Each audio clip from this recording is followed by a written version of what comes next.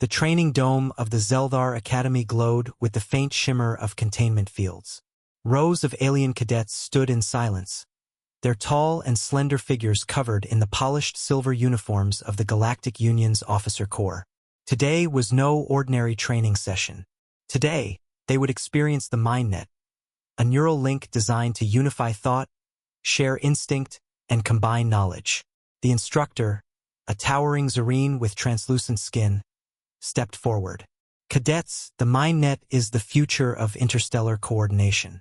It allows thousands of minds to function as one. And today, his voice rang out, you will learn its limits. At the back of the hall stood the anomaly of the class. Cadet Marcus Hale, the lone human exchange student. His short stature, compared to the insectoid Zareen or the crystalline Very, made him appear unimpressive. Many cadets whispered doubts. Why bring a Deathworlder here? One hissed through a mandible click. They are primitive, another sneered. His brain will collapse in the Mindnet. Marcus said nothing. He had learned in his short months at the academy that silence unsettled them more than any argument. Plugging in, the cadets filed into their pods, sleek biometal chairs that extended organic tendrils to the base of the skull. One by one, the minds of dozens of species fused into the shimmering expanse of the Mindnet. Thoughts intertwined like rivers merging into an ocean. The aliens gasped in delight as their collective senses expanded. To the Zareen, it felt like harmony. To the Very, like perfect crystalline resonance. To the scaled Treth, like a single heartbeat shared by all. Then Marcus connected. At first, the aliens perceived only fragments of his thoughts. Flashes of forests, cities, oceans, and storms. But suddenly, like a dam breaking, the full force of the human mind surged into the network. The overload. It began subtly. The cadets twitched, their bodies shivering. One dropped to his knees, clutching his skull. What is? A Very gasped, its crystalline body glowing erratically. Images flooded their minds. Chaos, noise, too much at once. Memories layered on memories. Marcus's childhood laughter, the heat of desert combat training, the grief of burying a friend, the triumph of surviving a freezing night with nothing but fire and willpower. Humans, unlike most species, did not compartmentalize thought. They thrived in contradiction, in paradox, in chaos. Marcus's mind was not a quiet stream. It was a storm of oceans, colliding currents of past, present, and possibility. Impossible! The instructor gasped as cadets convulsed. One mind cannot overwhelm the network. But Marcus wasn't doing it intentionally. To him, this was normal. His mind raced with 1,000 threads at once.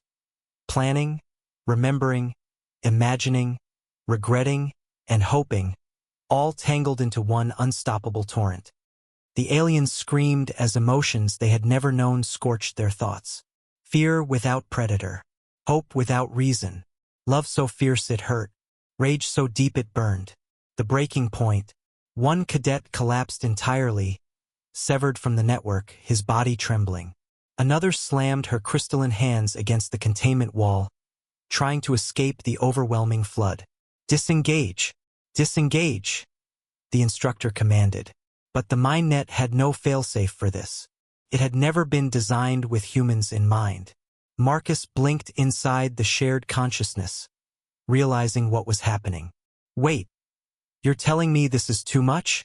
His voice echoed through the network. The aliens shrieked at the rawness of his words, unfiltered by restraint. To them, each syllable carried not just meaning but the weight of survival instinct, the echo of Deathworld evolution where weakness meant extinction.